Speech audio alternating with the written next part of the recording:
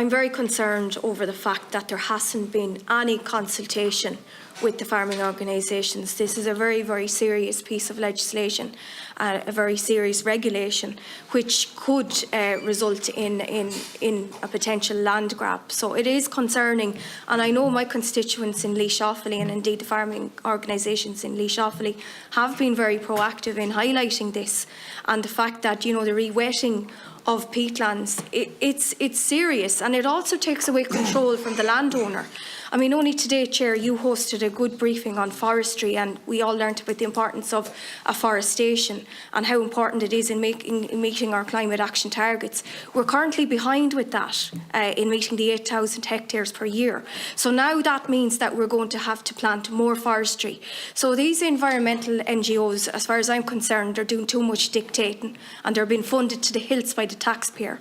I've called for them to be defunded, because I think it's criminal that they're getting 5.2 billion every year of funding, and some of those taxpayers are farmers, and they're the people that they're punishing a lot of the time. And I've called, and I've made no bones about that they need to be looked at and overhauled.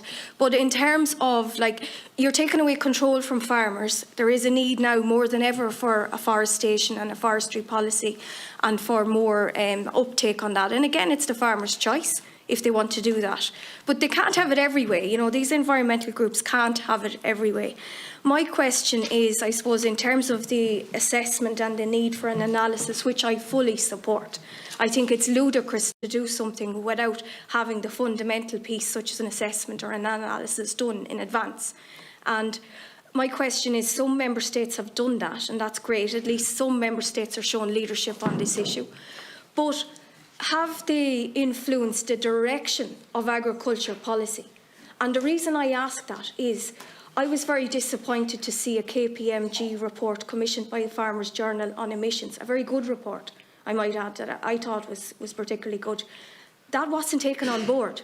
So my concern is, if this analysis is done in other member states, you know, we need good examples and we need evidence of how it's going to influence agricultural policy. But we need buy-in from rural TDs, and I think we need unity now more than ever among rural TDs, government, and likewise, and certainly I'll work with any TD who's sensible and pragmatic, no problem.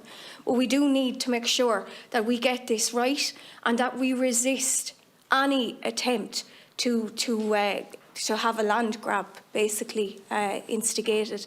And as I say, I fully support, and I certainly will help any way I can. I know, John, you mentioned Sweden in terms of the analysis, and the objections were also mentioned, but I would like to see some evidence of how the agriculture policy was influenced, because that's what we need to do in here. There's more than 12 Green TDs in this building, I might add, and we need to see action, because a lot of the time the rural TDs, whether they're government or not government independent like myself, are very much on the one page. So we need unity, and we need to resist this. Thanks.